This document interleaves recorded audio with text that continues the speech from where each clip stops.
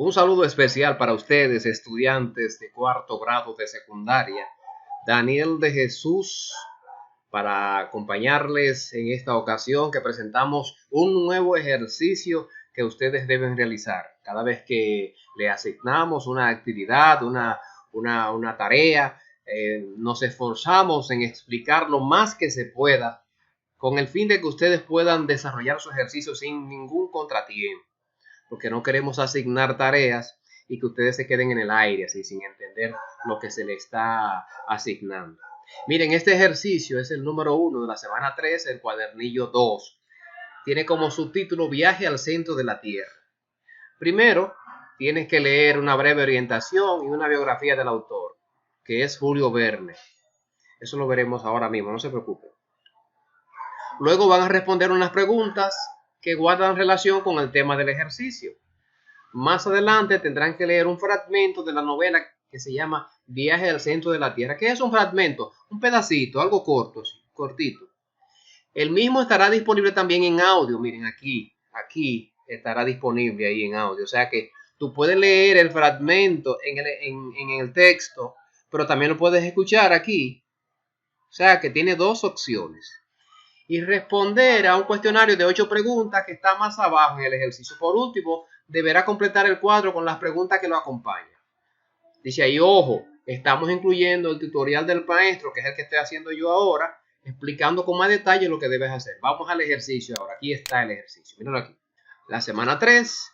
Entonces, aquí hay una introducción. Al principio, una introducción. Dice que es una lectura interesante, que puedes divertirte, relajarte y poner a volar tu imaginación. En fin, muchas cosas. También aquí, en este pequeño espacio, hace una breve descripción biográfica del autor, cuándo fue que nació, qué hizo, qué escribió. Eso es importante y forma parte del ejercicio, pero es para que tú te edifiques un poco con relación a quién fue Julio Verne, para que vayas leyendo. Ve ambientándote un poquito antes de entrar aquí. Mira, aquí dice, antes de leer, reflexiona y responde estas preguntas. La primera, ¿has escuchado hablar del centro de la Tierra? ¿Realmente existe? ¿Es posible llegar hasta allí o hasta ahí? Son preguntas que te hacemos para que tú, desde tu punto de vista, las respondas. La siguiente, adelantándote a la narración, o sea, a esta narración, adelantándote a esa narración, ¿cómo supone que los personajes podrían hacer un viaje de esta naturaleza? O sea, ¿cómo tú supones que esos personajes podrían hacer un viaje al centro de la Tierra? ¿Y qué necesitarían? ¿Cuánto tiempo tardarían haciendo ese viaje al centro de la Tierra? La otra pregunta, ¿consideras que la impaciencia es una virtud o un defecto? Tú sabes lo que es la impaciencia, ¿verdad? Aquella gente que no tiene paciencia para nada, que se desesperan de todo, que no pueden esperar, que todo de ello es rápido. Esas son la gente que tienen impaciencia. Entonces la pregunta es, ¿tú consideras que la impaciencia es una virtud o un defecto? Justifica eso, o sea, dime por qué, dímelo ahí en lo que tú vas a escribir, por qué. Cuando tienes que hablar en público, ¿qué tal te resulta? ¿Podrías describir tu experiencia en ese sentido? Ustedes que a veces son muy buenos exponiendo delante de sus compañeros, pero hay otros u otras que son un poco tímidos. Dime algo de cómo te va a ti cuando tú tienes que hablar en público. Si te va bien, excelente. Si te va de otra forma, también puedes explicarlo aquí. Ahora vamos a leer. Yo no voy a leer porque el texto es bastante extenso, entonces el tutorial se haría un poco largo. Pero aquí está el texto que ustedes van a leer. Miren, esas palabritas que están ahí en color azul, ustedes las van a trabajar ahora en una parte que se les va a pedir aquí. Vamos a seguir leyendo. Les recuerdo que ese texto está aquí en audio. Miren ahí, en un audio. También ustedes pueden ir leyendo y escuchando. Y así entienden mejor. O si nada más quiere escucharlo, también, o sea, como quieran las preguntas van en el mismo sentido, las preguntas que te van a hacer. Estamos aquí de nuevo. Bien, ya leíste el texto, escuchaste el argumento en un audio que está ahí anexo en el ejercicio. Ahora responde estas preguntas. ¿Cuáles palabras en el texto dificultaron más la comprensión? La pregunta es, ¿cuáles de esas palabras que están así, mire, en color azul, que hay muchas palabras, ¿cuál o cuáles dificultaron más la comprensión? O sea, ¿cuáles palabras de esas te hicieron más difícil de entender? Busca en el diccionario las palabras subrayadas en color azul. Son todas esas palabras que yo les he mencionado. Mire, todas las que están ahí. Usted la va buscando, mire. Son como 17 palabras más o menos. Usted me hace una lista tal cual están ahí. Vamos a ver qué más tenemos por acá. Después de conocer el significado, vuelve a leer para que tengas mayor comprensión. Por eso que se llama lectura comprensiva, mis queridos, mis queridas. Si tú no entiendes las palabras que tiene el texto, a veces lo que tú lees te pasa así sin pena ni gloria, porque tú no sabes lo que significa, ni qué sentido tiene, ni qué mensaje te deja, nada de eso. Porque tú no entiendes las palabras, algunas palabras que están ahí, que le dan cierto sentido al texto. Entonces aquí dice, después que tú hayas leído, que hayas entendido las palabras, vuelve a leer el texto para que comprenda mejor. Aquí tenemos la número 4. Dice, la frase, se va a armar la de San Quintín, anuncia que se avecina un fuerte conflicto. La misma hace referencia a una batalla entre las coronas francesa e inglesa a mediados del siglo XV. ¿Cuáles otras expresiones conoce con significado similar? Si conoce el origen de alguna, explícalo, por favor. Yo quise ayudarlos a ustedes, jóvenes, ahora. Me fui a internet y busqué unas cuantas frases. Aquí las tengo, unas cuantas frases. Dice, no hay moros en la costa.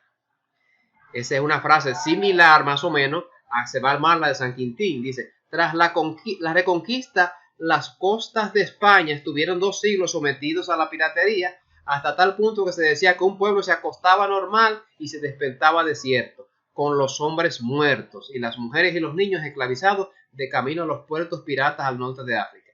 Para evitar tales ataques, pues los moriscos expulsados conocían la zona e indicaban dónde y cómo atacar. Se trasladaron los pueblos al interior y se colocaron vigías en las costas. Cuando no había moros en la costa, significaba que no había peligro. De ahí la frase, no hay moros en la costa. Aquí hay otra.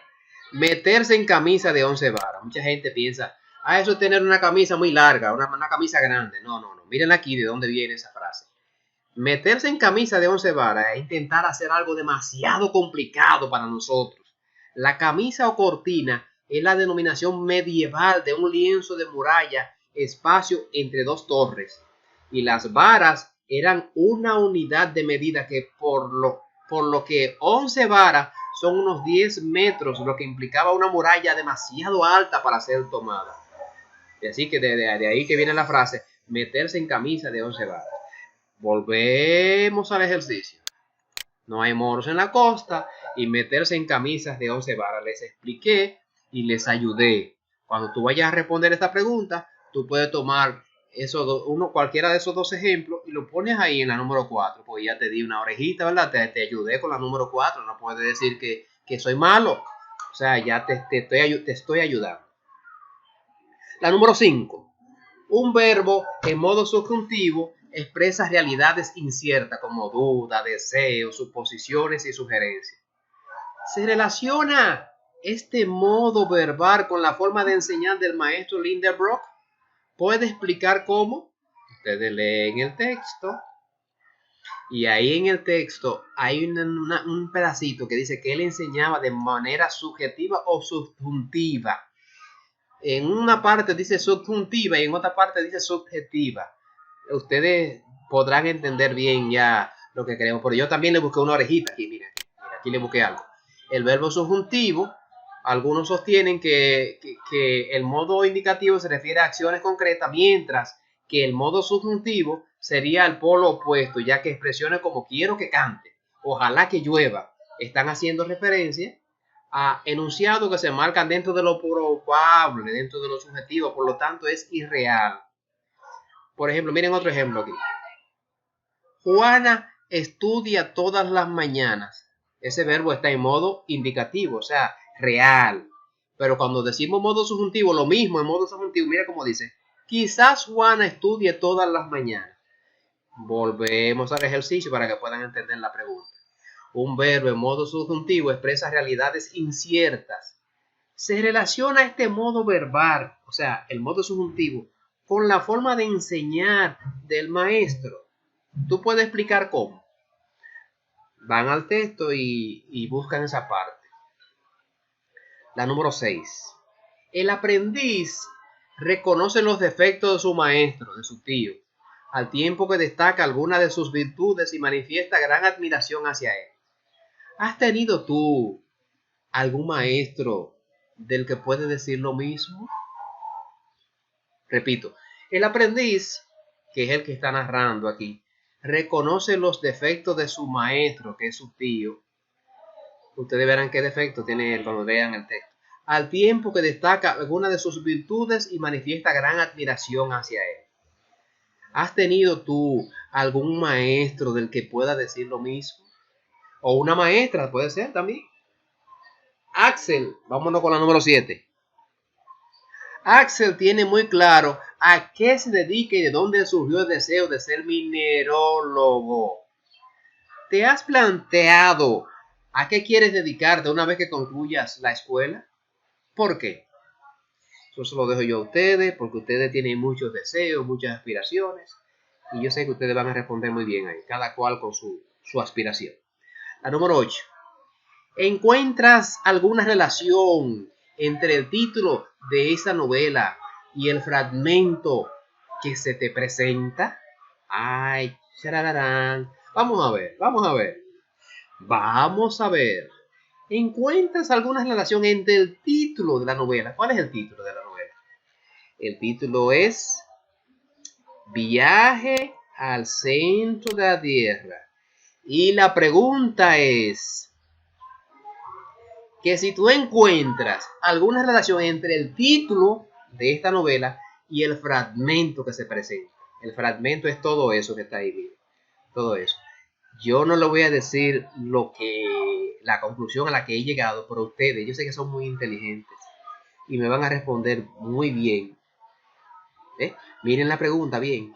Me he detenido un poco en este punto porque quiero que presten atención. No llenen eso a lo loco. No lo llenen así como con el locoviejismo que caracteriza a algunos. Vamos a la parte 3 del ejercicio. Veamos de cerca este tipo de texto. La novela de viajes y aventura, como toda narración literaria, cumple algunas condiciones en su inicio.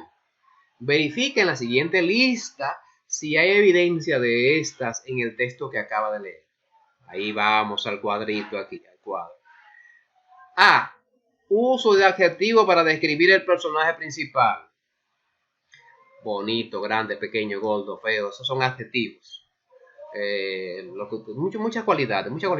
Se incluyen cualidades para ofrecer una idea del aspecto físico y los rasgos de personalidad del protagonista. Esa es la letra A. Ustedes ponen aquí si se verifica o no se verifica. Presten atención, tienen que leer primero para poder responder aquí. O escuchar, porque hay una parte que también es audio. La B. El personaje se describe como héroe o alguien extraordinario, pues aunque se trata de un sujeto común, se destacan en él habilidades para llevar a cabo tareas inverosímiles, rasgos de personalidad muy marcados o demostraciones de habilidades físicas. Tú tienes que saber determinar aquí si el personaje se describe como héroe o alguien extraordinario. Tú tendrás que decirlo ahí. Cuando estés escuchando o estés leyendo el fragmento, tú tendrás que responder sí o no. ¿Qué es algo inverosímil? Que es difícil de creer, por si acaso no entienden esa palabrita. Verosímil es creíble. Inverosímil, que no se puede creer, que es increíble. C. Describe el ambiente en el que ocurren los hechos. Se refiere a detalles del entorno que facilitan la comprensión del contexto en que se desarrolla la historia. Describe el ambiente, describe el ambiente. Bueno, ustedes tendrán que decir si hay un ambiente descrito en ese fragmento. El ambiente es el lugar donde ellos están. El ambiente, el lugar en donde están, el lugar, el espacio. La D. Menciona personajes secundarios de la historia cuya razón de ser en ella es la interacción con el protagonista. Hay que ver si hay personajes secundarios en ese fragmento cuya razón de ser en ella es la interacción con el protagonista. Primero tienen que saber quién es el protagonista de la obra y luego saber si hay un personaje que interactúa con ese protagonista. Interactuar es que conversan los dos ahí, que dialogan los dos con el protagonista, si hay un personaje secundario. Yo estoy llevándolo al lenguaje más sencillo para que ustedes puedan entender, porque a veces no entienden interacción, no entienden inverosímil. La E. Se evidencia una voz narrativa. Alguien cuenta los hechos como testigo, protagonista o espectador. Esto es muy importante. En el fragmento, tú tienes que decir si lo que se está narrando ahí es alguien que lo está narrando o fue una redacción de un escritor simple, así, redactar y punto, o alguien está contando los hechos así como testigo o espectador o protagonista. Yo le expliqué a ustedes los personajes hace unos días. Quién es el testigo, quién es el protagonista, quién es el espectador. F. Se plantea el inicio de la acción, es decir, de la serie de sucesos que se desarrollará en el nudo. Tú sabrás si en ese pequeño fragmento que tú has leído te plantea el inicio de lo que va a pasar ya. Si no lo plantea, tú dices no se verifica. Si lo plantea, tú dices se verifica. La G. Cumple con el principio estético de la literatura, haciendo uso de figuras literarias para decir las cosas con elegancia, sutileza, sin perder de vista el mensaje que se quiere transmitir. Ya sabrán ustedes, mis queridos, mis queridas, si hay alguna figura literaria ahí en ese texto, si hay alguna figura literaria ahí, ya ustedes lo determinarán. Si me dicen que no, entonces yo también me encargaré de explicarle algunas cositas. La letra H. Los hechos se narran en orden cronológico. O sea, empieza primero, más luego, más tarde, finalmente. Si no es así, ustedes ponen aquí, no se verifica o se verifica. Dependiendo, lo que ustedes pueden ver. Aquí hay una pregunta que dice, ¿qué tipo de narrador aparece en el texto? ¿Cuáles son los tipos de narradores que nosotros conocemos? Mírenlo aquí. El testigo, el espectador y el protagonista. ¿Usted sabrá qué tipo de narrador aparece en el texto? ¿Cuál es la ubicación espacial donde se ubica la historia? Ubicación espacial. Pero será en la luna que estamos, profe. Me dirán ustedes. ¿Será en la luna o en Marte que estamos? Porque usted está hablando de espacial. No. Ubicación espacial es la casa, en la zona donde se encontraban esos personajes en su momento. En qué espacio se encontraba. Había internet, había celular, había wifi, había laptop. ¿Cuál es la ubicación espacial donde se ubicaban esos personajes en ese momento que están narrando ese fragmento? ¿Cuál es su ubicación espacial, el espacio donde se encontraban ellos? ¿Qué tipo de espacio es ese ahí? Si es un espacio moderno, un espacio de la antigüedad o un espacio de hace pocos años. Ustedes me dirán. 4. ¿Y en cuál tiempo se desarrolla? Bueno, ya yo le dije lo del espacio y ahí mismo va el tiempo. O sea, ya ustedes pueden ubicarse. Si el espacio habla de una cosa, el tiempo y el espacio son hermanitos, van juntos casi siempre. Hay una nota aquí que dice, procura organizar todas tus producciones y así te será más fácil para los aportes de la exposición virtual del portafolio. Jóvenes, no quiero abundarles más para no ser más extenso este tutorial. El truquito de esto es, primero, leer pausado o escuchar, porque ya les dije, miren, que esta es la primera vez que le pongo un audio, o sea, el texto está ahí, pero también está un audio. No, yo no quiero leer, no, me canso mucho leyendo. Pues déjame escucharlo, que el profesor dijo que es lo mismo que está aquí en el audio. Déjame escucharlo y de ahí yo no me pregunto. O sea, ustedes pueden hacerlo así también. Escuchar bien o leer bien y las palabras no dejen de buscarlo en internet. Miren, las palabras que están en color azul. Ahí está. Gracias por su atención, suerte. Y si aún no entienden bien, para eso estamos, para ayudarles, a pesar de lo que le he explicado ahora. Si no entienden todavía, todavía estamos aquí para seguir explicando.